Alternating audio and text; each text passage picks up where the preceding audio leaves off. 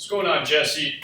So just giving some thought to our conversation the other day about just kind of working the upper body at home, no equipment, so it would predominantly be body weight. And I spoke to you about starting off if you spoke of working the chest, working the upper body, and I kind of shared with you the hand positions as a starting point. So I just wanted to give a little bit of background before I kind of kick it off into this.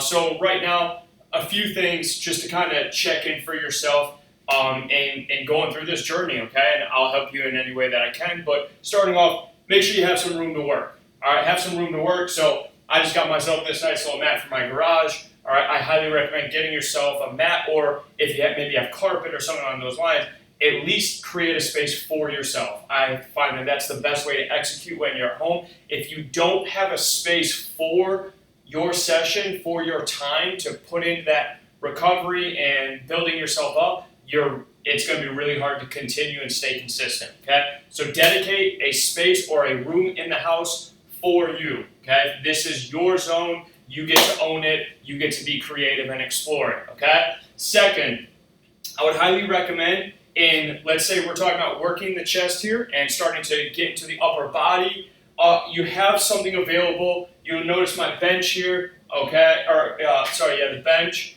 If you have a sofa or a box, a step stool, a chair, a dining room chair, a bar stool, anything like that comes really in handy, because especially starting out in especially upper body, if we're involving prone or quad position, or we're just looking to increase the angle or the height of an exercise, then this becomes very helpful, because the lower we are to the ground, the more gravity is going to take a hold, the more under tension the body becomes, and more strenuous an exercise will become, right? So if we can elevate it, it's going to help you navigate and help you get through durations longer, or get more reps out of it, or understand better form, or send more feedback to the body, so on and so forth.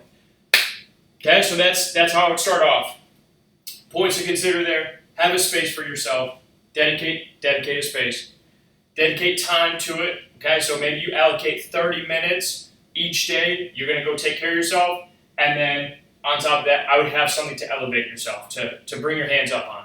All right, that's how I would start there. And now moving forward, let's kind of just address hand positions here, okay? So, and we will get into some prone, we'll get into some quad positions, okay? I work off of and I teach 6 different hand positions, which ultimately speaking, they trigger different muscle groups throughout the chest, the back, the shoulders, feeding the core. They put the shoulder blades and the humerus, which is your bone connecting to the shoulder here. They put the shoulder blade and the humerus in different positions, which ultimately is triggering the spine in some circumstances and getting a different reaction from the body. So you may notice that people will say things like, no, this is how you do a push-up. I don't believe in that. I believe in many different ways to do a push-up, and you have to be willing to explore that. So starting off from the basic standpoint, I teach a right hand slightly forward, okay? I teach a left hand slightly forward. I teach a narrow, I teach a wide outside of shoulder width, I teach a hands turned out and a hands turned in.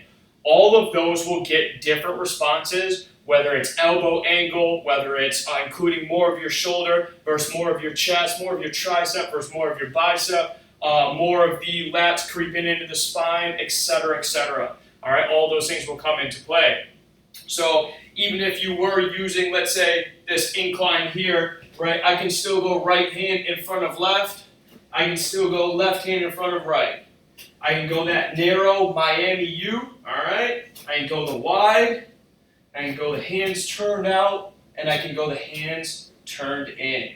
Okay, so 6 different hand positions. That already is a huge game changer. That's a great way to start, okay? So I'm going to wrap it up here with hand positions when we're working in prone or quad, okay? Which will be you getting into that position that was just done on the bench. Allocate time and space for yourself. Time and space, and try and keep it consistent, okay? And then have something to help you elevate. Again, whether it's a bench, couch, chair, step stool, okay? Alright, that's how I would begin this, and I will send another video just kind of starting getting into some basics, okay?